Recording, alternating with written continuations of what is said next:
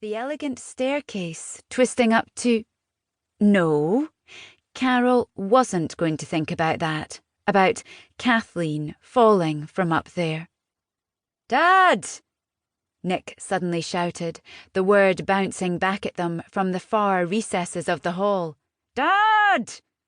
The boy's handsome face was drained of colour in the sudden brightness, the adolescent softness transfigured into sharp angles and hollows under the wing of dark hair that flopped across his forehead.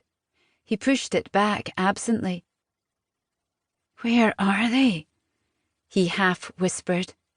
And then he was running again, snapping on lights, throwing open doors, drafts, hitting Carol from all sides as she trailed him. Carol wasn't built for speed. Through the high-ceilinged rooms.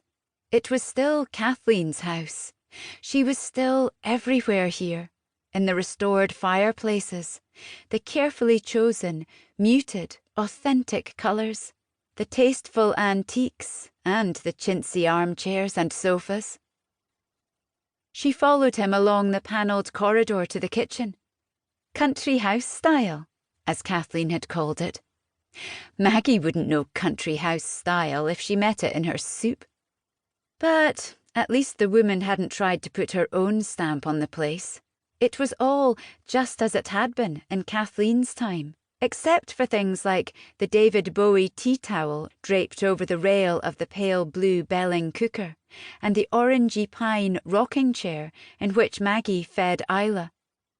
Clustered around the huge sterilizer on the worktop were bottles of various sizes, the bottle warmer, the milk powder dispenser, and even the brush for cleaning them, and the teat tongs, clutter Kathleen would have consigned to a drawer. And there was Bunny, the mad-eyed grey rabbit Isla was always sucking on. He was lying on the floor by the fridge. Carol bent and picked him up and thought of little Isla, just 2 months old. Despite being Maggie's, she was a sweet baby, like a little doll with that round face and big blue eyes. Carol's back was prickling with shivers, although the room wasn't cold. In fact, the kitchen was hot, very hot. And then she saw the glowing red circle on the top of the Belling. "The hob's on," she said aloud, although Nick wasn't in the room. She could hear him moving about in the warren behind the kitchen. "Nick, the hob's on!" He appeared at a run, skidding to a halt next to her, staring, as she was, at that red circle. She put her hand over it, feeling the heat radiating out. And sitting on the worktop next to it was a pan filled with water and an open bag of oatmeal. "Why were they making porridge?" said Nick. He turned and crossed the room to the table. And look, 3 mugs with half-drunk tea in them, and 3 bowls. He picked one up and turned it over. 3 empty bowls for the porridge, I guess. 3 spoons. "It looks like they were making breakfast," Carol blurted, but managed to stop herself completing the thought out loud, when something happened. But we'd had breakfast. We'd cleared up the breakfast stuff. And why are there 3 mugs and 3 bowls?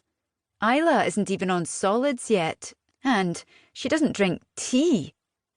He was staring at Carol now, as if she could help, as if she would have answers.